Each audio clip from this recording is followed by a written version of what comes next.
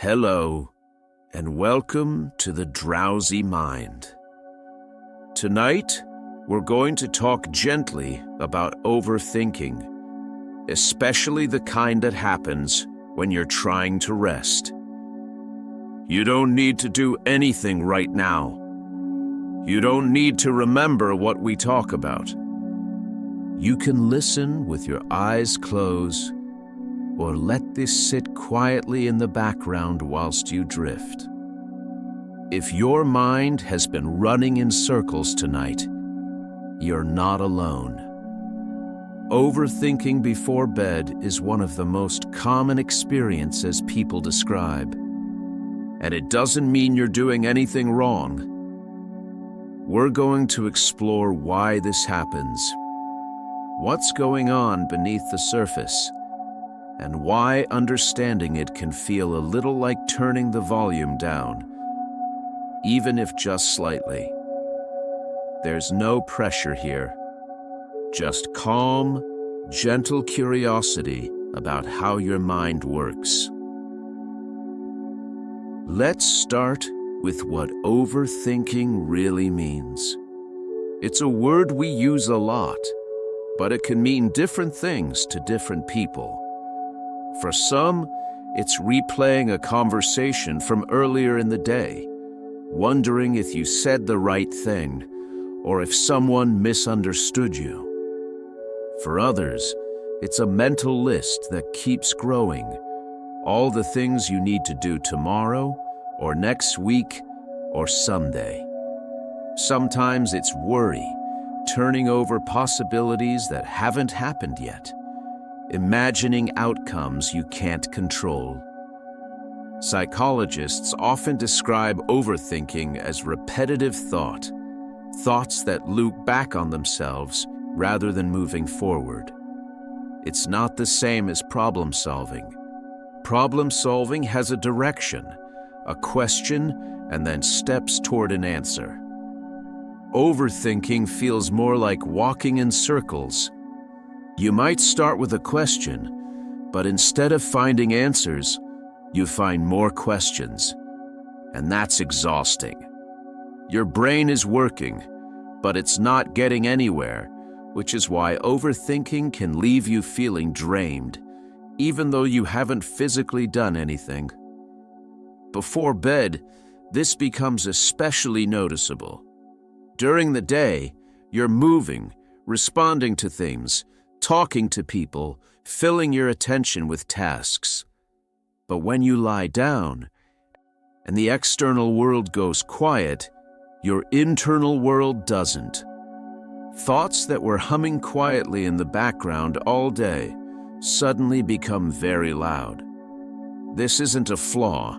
It's just what happens when your brain finally has space to process.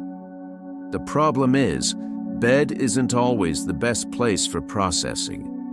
Your mind doesn't know that. It just knows it finally has time. So it starts reviewing, sorting, worrying, planning, and you, lying there, just want it to stop. Your brain isn't trying to keep you awake on purpose. It's actually trying to help in its own slightly inconvenient way. One of the brain's core jobs is to keep you safe, and part of staying safe is being prepared. That means thinking ahead, remembering what went wrong before, and trying to avoid repeating mistakes. In evolutionary terms, this was incredibly useful. If your ancestors heard a rustling sound at night, their brain needed to consider possibilities. Is it wind? Is it something dangerous? Should I stay alert? That kind of vigilance kept people alive. But in modern life, the threats are different. You're not worried about predators. You're worried about an email you need to send, or a conversation that felt awkward, or whether you're doing enough. Your brain treats these concerns seriously because to your nervous system, uncertainty feels like danger. So it tries to solve the uncertainty by thinking and thinking and thinking. There's also something called cognitive closure. This is the brain's desire for clear answers, for things to feel resolved. When something feels unfinished, your mind keeps returning to it, like a puzzle with a missing piece. But some things in life don't have clear answers. Some situations are ambiguous, or still unfolding, or depend on other people. Your brain doesn't always accept that easily, so it keeps circling, trying to find the missing piece, even when there isn't one to find. And then there's the transition period between waking and sleeping. As you start to relax, your prefrontal cortex, the part of your brain responsible for logic and control, begins to quiet down. But other parts of your brain, the emotional centers, stay active for a little longer. This is why thoughts before sleep can feel more emotional, more intense, and harder to dismiss. Your rational mind, which usually helps you put things in perspective, isn't fully online anymore. So worries feel bigger, regrets feel sharper, and uncertainty feels heavier. None of this means you're overthinking because you're anxious by nature or because something is wrong with you. It's just how brains work, especially when they're tired. There's a particular kind of overthinking called rumination. It's when your mind gets stuck on something that happened in the past, replaying it over and over, even though you can't change it. Rumination often starts with a simple question: why did that happen? What could I have done differently? Those questions feel productive at first, like you're learning from experience. But rumination doesn't lead to learning. It leads to repetition. You think about the same moment from slightly different angles, but you don't arrive at new understanding. Psychologists describe rumination as a mental habit, not a conscious choice. It's something your brain has learned to do, often because at some point, thinking things through carefully helped you. But habits don't always know when to stop. Rumination before bed is particularly common because the day is over and your mind has time to review it.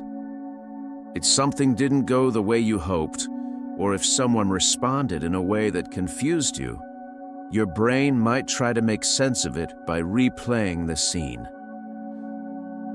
The tricky part is, rumination often feels close to problem solving. You might think, if I just think about this a little more, I'll figure it out. But rumination doesn't solve problems. It deepens grooves. Imagine walking the same path through a field over and over. Eventually, the grass wears down and a clear track forms. The next time you walk through that field, it's easier to follow the track than to walk somewhere new. Rumination works the same way. The more you think the same thoughts, the more automatic they become. This doesn't mean you're stuck with rumination forever, but it does mean that noticing the loop, recognizing when you're walking the same mental path again, is the first gentle step towards something different. You don't have to fight the thoughts. You don't have to push them away. Sometimes just noticing, oh, I'm doing that thing again, is enough to soften the grip a little. While rumination looks backward, worry looks forward.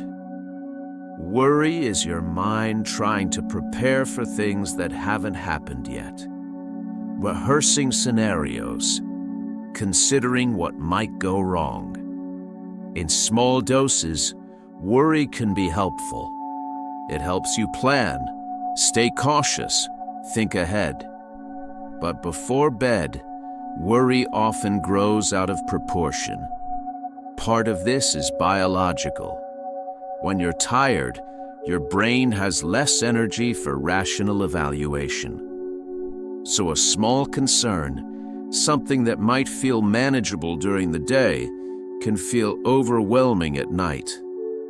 Psychologists call this catastrophizing, when your mind jumps to the worst possible outcome. It's not that you genuinely believe the worst will happen. It's more that your tired brain is running through possibilities and it doesn't have the energy to weigh them realistically. Worry also feeds on uncertainty. If you don't know what's going to happen, your mind tries to fill in the blanks. It generates stories, possible futures, ways things could unfold. This feels productive, like you're preparing yourself. But most of the time, the stories your mind creates at night aren't accurate predictions. They're just thoughts, shaped by tiredness, shaped by emotion, shaped by the quiet and the dark. One of the reasons worry persists is because it temporarily reduces anxiety. That sounds backwards, but it's true. When you worry, you feel like you're doing something about the problem, even if the problem is imaginary. Your brain interprets this as preparation, and preparation feels safer than not knowing. So you keep worrying because stopping feels riskier, like letting your guard down. But worry doesn't actually make you safer. It just keeps your nervous system alert, which makes it harder to rest. If you notice worry showing up tonight, you might try reminding yourself, very gently, that most of what you're imagining hasn't happened. And even if something difficult does happen, worrying about it now won't change it. You'll handle it the way you've handled things before. Not perfectly, but well enough. For some people, overthinking before bed takes the form of a mental checklist. Did I do enough today? Did I say the right things? Did I forget something important? This kind of thinking is often linked to perfectionism. Perfectionism isn't about wanting things to be nice or caring about quality. It's a deeper belief, often unconscious, that your worth depends on getting things right. If you hold that belief, even quietly, then every day becomes a kind of test, and at night, your mind reviews the results. This isn't the same as reflection, which is curious and open.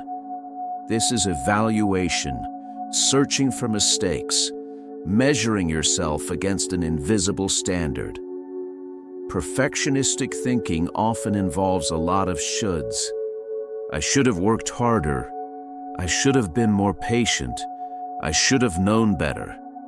Shoulds are exhausting because they imply that what you did wasn't enough, even if you tried. And before bed, when your defenses are down, those shoulds can feel very loud. One of the things that makes perfectionism difficult to recognize is that it often masquerades as responsibility. You might think, I'm just being thorough, or I care about doing things well. And that might be true. But if thoroughness leaves you unable to rest, or if caring turns into constant self-criticism, then it's worth asking, gently, whether perfectionism might be part of the picture. Perfectionism thrives on the belief that if you just think hard enough, you can control outcomes. But life isn't that controllable. You can do your best, and things can still go sideways. You can plan carefully, and something unexpected can happen. That doesn't mean planning or effort are pointless. It just means at some point you have to let go a little. And bedtime, when there's nothing more you can do tonight anyway, is a reasonable time to practice that. If your mind is running through a checklist right now, you might try acknowledging it. You can say to yourself, very quietly, I did what I could today. Not everything, but enough. One of the gentlest ways to think about overthinking is to notice that it's made of thoughts. That sounds obvious, but it's easy to forget. When you're caught in a loop, it doesn't feel like thoughts. It feels like truth or urgency or something you have to resolve right now. But thoughts are just mental events. They come, they stay for a while, and then they go. Even the stickiest thought, the one that feels permanent, will eventually shift or fade if you give it time. You don't have to make it go away. You can just let it be there, without feeding it, without following it down every possible path. This is harder than it sounds, especially when you're tired. Your mind wants to engage, wants to solve, wants to understand. But sometimes, the kindest thing you can do is simply notice. Notice the thought. Notice that it's there. Notice that it's familiar. And then, if you can, notice the space around it. Thoughts take up a lot of room, but they're not the whole of your experience. There's also the feeling of your breath, the weight of your body against the bed, the temperature of the air, the sounds in the room. These things are quiet, and they don't demand attention. But they're always there, steady and still, even when your thoughts are racing. You don't have to force yourself to focus on your breath, or count it, or breathe in any particular way. You can just let it be in the background, like a gentle reminder that not everything is urgent. Some people find it helpful to imagine thoughts as clouds drifting across the sky. You can see them, you can notice their shapes, but you don't have to grab onto them. You can let them pass. This doesn't mean the thoughts aren't important or that your concerns don't matter. It just means right now, at this moment, you don't have to carry them so tightly. There's space to rest, even if your mind hasn't gone completely quiet. It can be helpful to talk about what overthinking isn't, because sometimes we confuse it with other things. Overthinking isn't the same as being thoughtful. Thoughtfulness is intentional. It's choosing to reflect, to consider different perspectives, to think things through. Overthinking feels less like a choice and more like something that happens to you. It's also not the same as being intelligent or curious. Some people worry that if they stop overthinking, they'll stop caring or stop noticing things or become careless. But that's not how it works. You can care deeply about something and still let your mind rest at night. You can be thoughtful and reflective without replaying the same thoughts over and over. Overthinking also isn't a sign that something is wrong with you. It's a sign that your brain is doing what brains do, trying to make sense of things, trying to keep you safe, trying to prepare. It just doesn't always know when to stop. And it's not something you can simply decide to stop doing. the way you might decide to stop biting your nails. Overthinking is a habit, and habits take time to shift. They respond better to gentleness than to force. If you're lying here tonight, thinking about the fact that you're overthinking, that's okay. You don't need to overthink about overthinking. You can just notice it, the way you might notice rain against the window. It's there, it's real, and it will pass. One of the things that makes overthinking so exhausting is the relationship many of us have with our own thoughts. We treat them like opponents, something to fight against, something to push away. But thoughts aren't enemies. They're just the mind doing what it does. And when you fight with your thoughts, you're really fighting with yourself. That's tiring, and it doesn't usually work. A gentler approach, though it takes practice, is to let your thoughts be there without needing to change them or fix them. This doesn't mean you like the thoughts, or agree with them, or believe everything they're telling you. It just means you're not adding a second layer of struggle on top of the first. You can notice a thought like, "I should have done that differently," and instead of arguing with it or spiraling into more thoughts about it, you can just let it sit. Oh, there's that thought again. It's a small shift, but it can make a difference. Another part of this gentler relationship is recognizing that your mind is trying to help, even when it feels unhelpful. When you worry, your mind is trying to prepare you.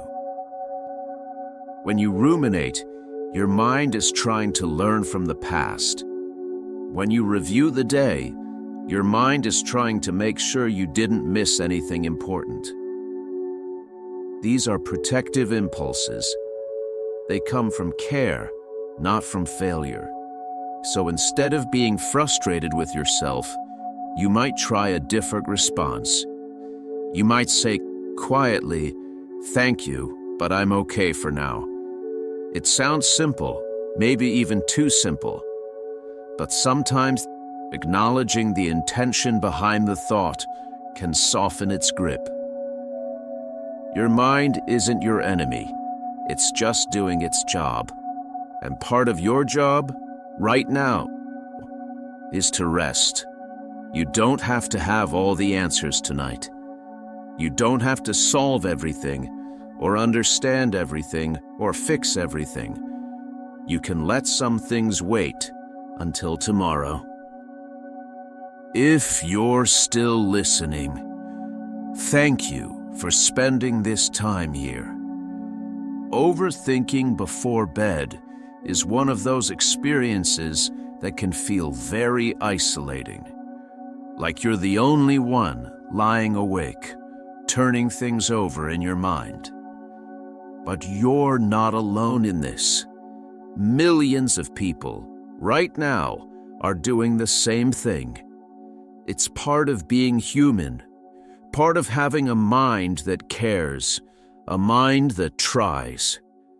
You don't need to fix it tonight. You don't need to stop your thoughts or quiet your mind completely, or force yourself into stillness. You can just be here with whatever is present, knowing that it will shift, knowing that rest will come, even if it takes a little while. Your thoughts are just thoughts.